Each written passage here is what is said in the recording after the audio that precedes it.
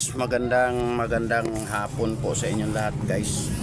Alam nyo, guys, ang gulo ng gobyerno natin ngayon, napakagulo, diba? Magkaroon ka ba naman ng gobyernong ganyan? Puro tirahan ng tirahan. Pero piliin nyo, guys, at least nakita natin kung sino yung nasa tama at kung sino yung mali. Ngayon, guys, bantayan nyo ngayong eleksyon, guys. Piliin nyo yung makakatulong sa bansa natin, kasi marami sa bansa natin ngayon nagluluko lang sila yung mga congressman natin. Piliin nyo yung mga side ni Duterte, guys, kasi matitino sila yun ang anuhin mo, yun ang piliin mo. Kapareho ngayon nagkabukingan na sila, di ba? Pag hindi mo ito alam, guys, manood ka ng mga YouTube kay Banat Bay sa social media, kasi pag manood ka lang sa mga mainstream media, wala kang makukuhang tamang balita puro kulang yung mga balita nila Pero kung manood ka sa mga balita sa YouTube, mga YouTube channel ni Coach Oli, ni Banat Bay sa SMNI, yan ang mga magagandang mga balita, guys, kasi hindi sila nagbabalita ng walang basihan. Meron silang basihan, at saka yung mga kinukuhaan nila ng balita, guys, galing din sa mga stream media. Yung mga kulang na balita, inaanuhan nila, dinudugtong nila ng kung ano ibig sabihin ng mga binabalita, kasi ayaw nilang ituloy, guys, yung balita sa mainstream media. Kaya yun, siyempre ikaw TV ka agad ang panunuorin mo, yun kaagad ang mabubuksan mo, so yun ang mababalitaan mo.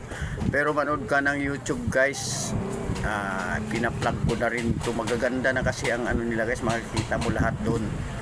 Mga Duterte kasi, guys, tinitira nila. So buti na lang magaling lumaban si Sara, magaling lumaban si Digong na lang, kasi ex-president naman siya Pag pag mabago na nila yung machatcha na ba, mabago na yung natin sa Pilipinas, hindi na mabago yung chatcha nila, ayusin nila yung charter change. Kailangan kasi, guys, nahihiya lang si Digong niya na itakbo, kasi hahaba kasi ang termino mo pag yan ang inano mo. Pero kung ang termino mo hahaba at matino ang pagkakadala mo sa Pilipinas, okay lang, di ba? Kaysa naman kapareho niyan, may mga tamba na, may mga bangag, ano ba yung mga balitang yan, di ba? Pangit, parang okay lang naman sa akin yun, kaya lang parang walang respeto na.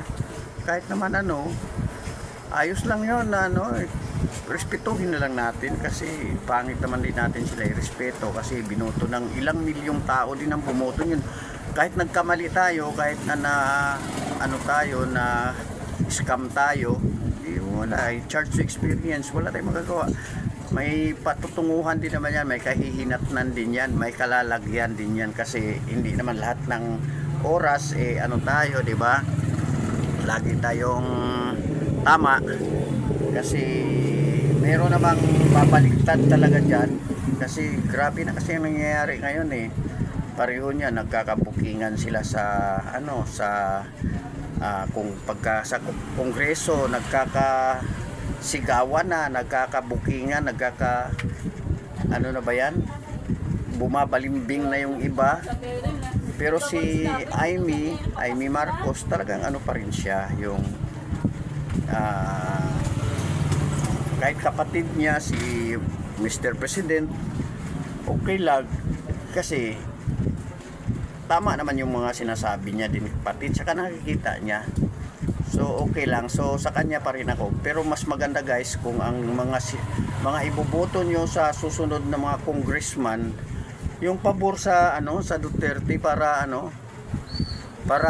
kawawa naman si Sara. Sipin mo, ini-impeach nila si Sara, sa mga senador sa susunod na eleksyon, itong dadating na Mayo. Piliin nyo yung senador na makatao at tama. tama yung ano niya, si Marcoleta, ano yata si Marcoleta yung re-electionist yata. Yung mga re-electionist na mga pabor sa Duterte, tirahin nyo na yan guys, yun na ang iboto nyo, kasi mayroon ngayong mga senador na re-electionist na wala talaga sa ayos guys. Ang tagal nilang nagpakasasa sa kabangyaman, sa pera ng bayan.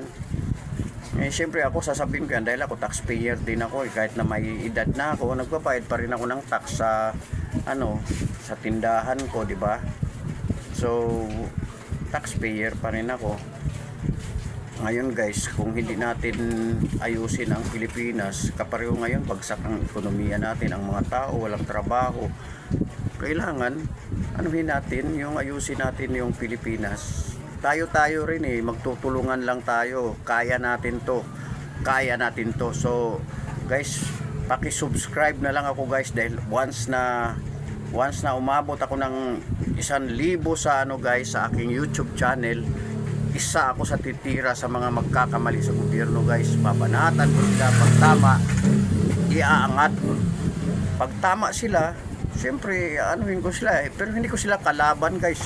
Ko sila yung gumagawa sila ng tama, ay ipa-plug ko talaga sila guys, kahit saang ko, bawat sulok ng aking channel ipa-plug ko sila. Pero pag gumawa sila ng kalokohan, siyempre ayaw ko naman nun, kasi lang tayo gusto ko yung tayo, yung tamang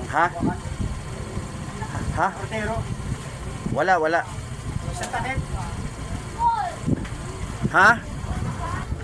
grabe talaga ngayon guys, as in grabe, hindi na ako makatiis kaya nagsasalita na ako, kahit wala pa akong puwang o lugar sa YouTube channel. At least meron akong channel, kaya nagsasalita ako. Pero alam nyo guys, kahit papaano malaki ang naitulong ni Duterte sa atin. Alam mo bakit? Kasi nakilala natin ang mga wala sa ayos na mga taong nasa gobyerno. Isipin mo si Senador Chis Escudero lang, di ba? Kala ko matino yan, ilang taon ko yung binuboto yan kada eleksyon. Pag re-electionist siya, talagang binuboto ko siya Pero wala pala siya sa ayos. Si Grace po, wala rin pala sa ayos, di ba? So please guys, at least na natutunan natin kung paano sila kumana. Okay? Hanggang dyan na lang guys. Sa susunod may bibidyo pa ako na tungkol sa mga politiko na wala sa ayos, para matutunan natin na makakita ng magagandang tao na pwedeng magpatakbo ng ating Pilipinas, ng bansang Pilipinas. Okay, hanggang dito lang guys. Maraming salamat po, at subscribe nyo ako sa aking YouTube channel, Eliezer Jacoby Vlog, para pag dumami ang ang YouTube channel ko, isa ako sa magbabatikos sa mga nangyayari sa Pilipinas guys. Okay, bye bye.